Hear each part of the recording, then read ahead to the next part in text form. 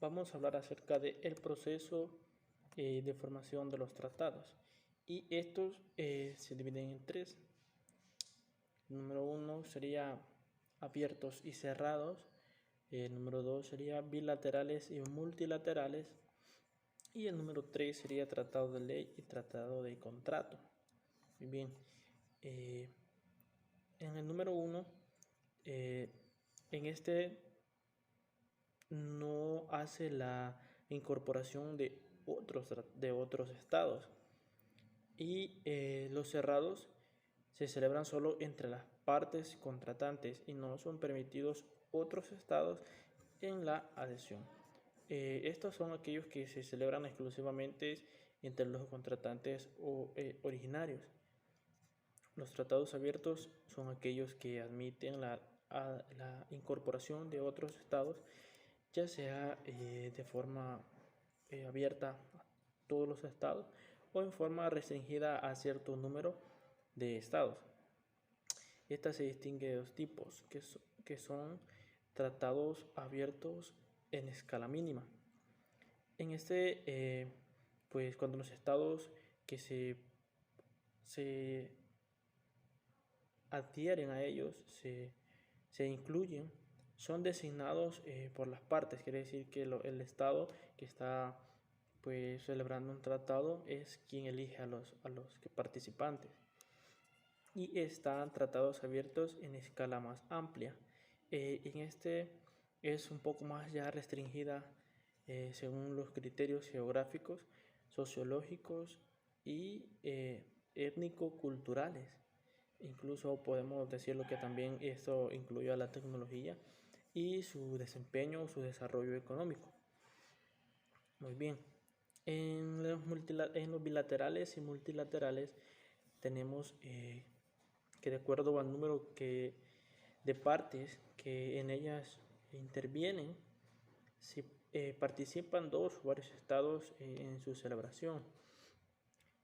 En 1815 se hizo el primer tratado multilateral. Es importante pues mencionar esto. Y anteriormente los tratados se hacían pues de forma bilateral, y fue hasta ese año que pues se hicieron los multilaterales.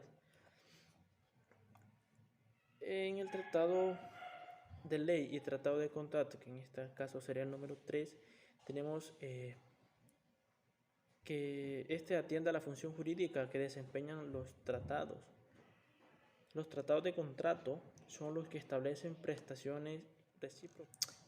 Además, se debe tener en cuenta que el objeto de los tratados debe de llevar dos requisitos, que en este caso deben ser posible y debe ser lícito. En la autenticación del texto del tratado, pues es una de las siguientes fases en la cual se realiza la adopción.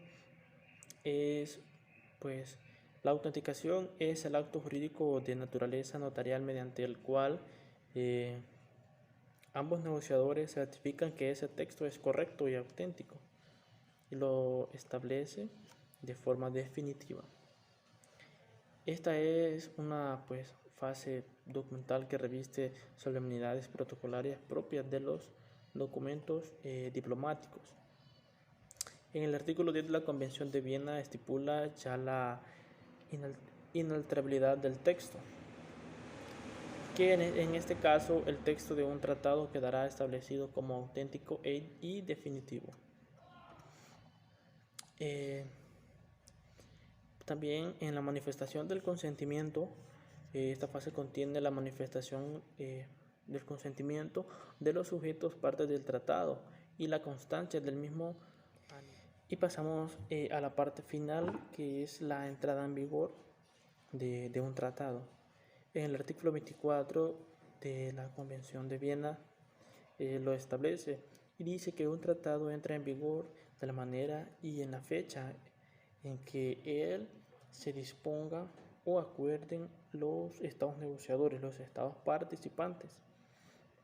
A falta de tal disposición o del acuerdo, del mismo acuerdo, el tratado entrará pues en vigor tan pronto como haya constancia de que todos los estados negociadores pues están en la obligación de que este tratado o cualquier tratado pues entre en vigor. También cuando en el consentimiento de un estado recíprocas a cargo de las partes participantes, las partes contratantes, como en el caso de los tratados de complementación económica o de cesión territorial. Podemos decir que debe estar presente siempre la necesidad de respetar las obligaciones de los tratados constituyentes, pues ya que constituyen una condición indispensable para el mantenimiento de la paz y la cooperación internacional. En el artículo 26 dice que es la observancia, aplicación e interpretación de los tratados en la Convención de Viena. Este capítulo dice: todo tratado en vigor obliga a las partes y debe ser cumplido por ellas en buena fe. Para que un tratado entre en vigor, pues es necesario un procedimiento, o sea, una serie de actos pues que sean sucesivos. Estos procedimientos pueden llegar a ser largos y complejos en virtud de todos los integrantes. Por lo tanto, cuando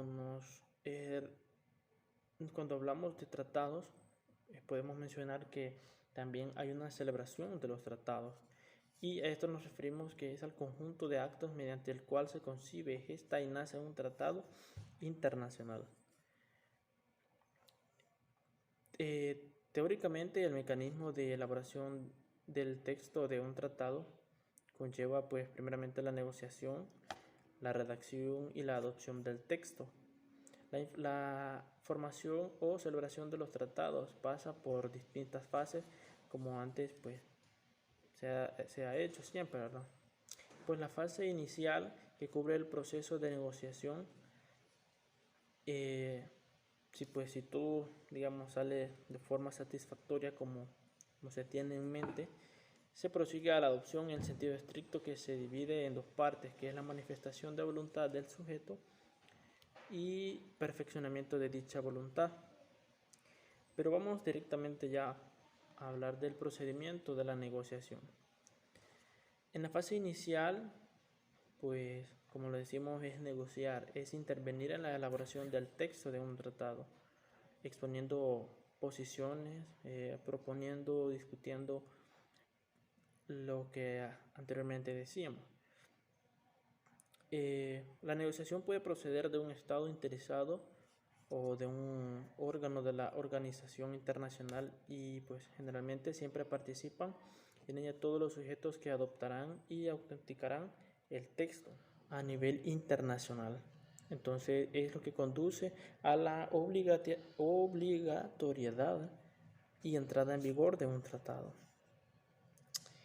En el artículo 11 de la Convención, pues determina las formas de manifestación del consentimiento, y dice: el consentimiento de un Estado en obligarse por un tratado podrá manifestarse mediante la firma, el canje de instrumentos que constituyen un tratado, la ratificación, la aceptación, la aprobación o la adhesión, en cualquier otra forma que se hubiese convenido.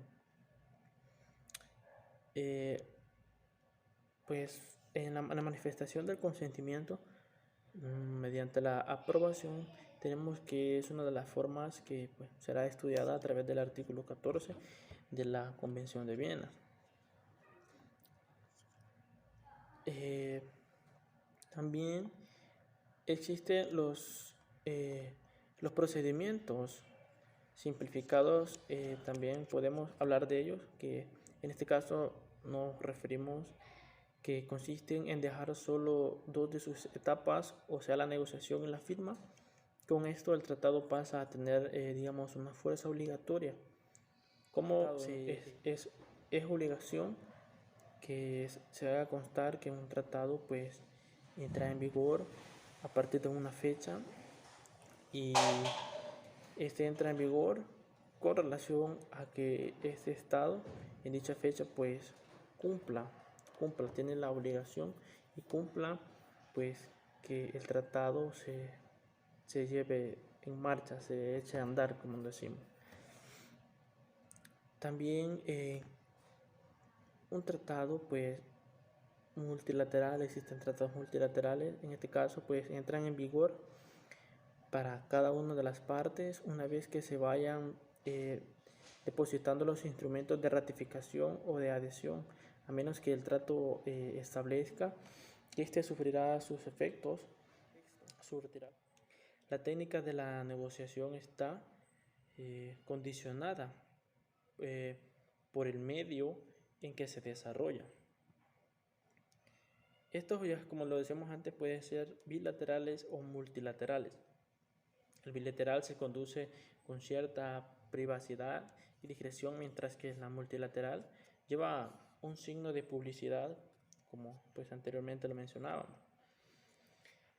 El éxito o el fracaso de la negociación pues se debe tener una buena preparación previa y el deseo de llegar a un debido acuerdo entre ambos participantes, entre ambas partes.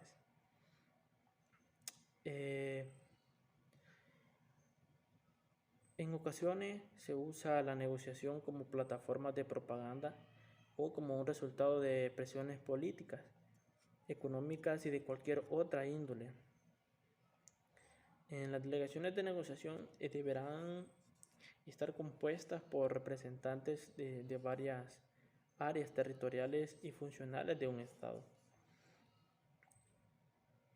La fase de negociación es pues el inicio de un gran avance y de allí su gran trascendencia para el tratado que se está negociando. Mediante ella se realizan los trámites necesarios y previos para su redacción. En la adopción del texto del tratado, en este caso pues de que el proceso de negociación haya tenido éxito, haya sido tal como el Estado lo espera, este resulta en el acto jurídico de la adopción del texto. Entonces, adoptar es consentir en la redacción definitiva. Es la expresión de acuerdo sobre el texto. La adopción del texto no crea ningún compromiso jurídico, esto es importante mencionarlo, pues en efecto esto nace solamente si los estados consienten en que, pues, que así sea. Esta adopción es unánime, debe ser entre ambas partes, deben ponerse de acuerdo. En los elementos necesarios que debe tener un tratado, tenemos que es la denominación del tratado, las partes dispositivas también, las cláusulas finales y pues los anexos. También en el artículo número 24, numeral 4 de la Convención de Viena, nos aclara que este punto, al decir que las disposiciones de un tratado que regulan la autenticación de su texto, la constancia del consentimiento de los estados en obligarse por el tratado, se estipula, se afirma en el artículo 12 de la Convención de Viena. Tenemos también la adhesión, pues en esto podemos decir que el número de los contratantes, el número de los estados contratantes, pues en este caso está limitado, o sea, los participantes están limitados, y generalmente esto pertenece o pasa a ser obligación de los estados participantes. En la adhesión se explica en el artículo 15 de la Convención de Viena, que dice que el consentimiento de un Estado en obligarse por un tratado se manifestará mediante la adhesión, o cuando el tratado disponga que ese Estado puede manifestar tal consentimiento mediante la adhesión. Cuando conste también de otro modo que los estados negociadores han convenido que ese Estado puede manifestarse con tal consentimiento mediante la adhesión. Surtirá los efectos a partir de su firma. También sucede con frecuencia que a estos tratados se les condicione su entrada en vigor a que un número determinado de partes pues hayan manifestado su consentimiento en obligarse a ser obligados por el tratado. En el procedimiento mediante el cual pues se concibe, se gesta y nace un tratado internacional, pues primero, como lo dijimos, la fase inicial, que comprende la negociación hasta llegar a la adopción y la manifestación.